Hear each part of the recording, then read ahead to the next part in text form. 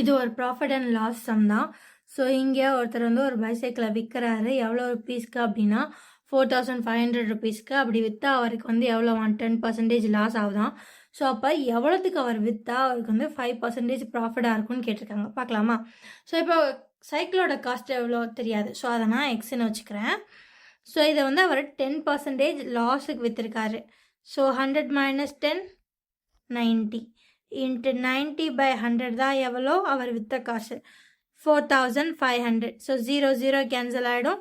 1 9s are 9, 5 9s are 45, 0 0.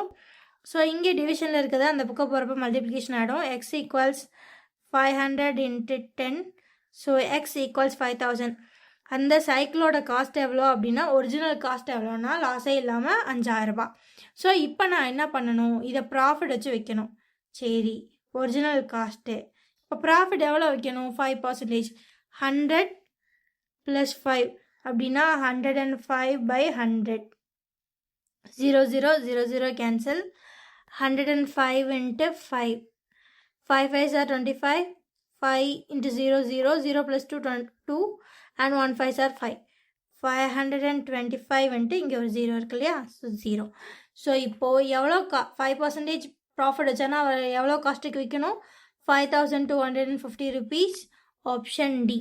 So இந்த விஷயத்தில் 2 விஷயத்தை ஞாபகம் வச்சுக்கணும். இந்த சம பொறுத்தளவு ஃபஸ்ட்டு லாஸ் கொடுத்துட்டாங்க, அதுக்கப்புறம் ப்ராஃபிட் கொடுத்துட்டாங்க. நம்ம ப்ராஃபிட் தான் கண்டுபிடிக்கணும்.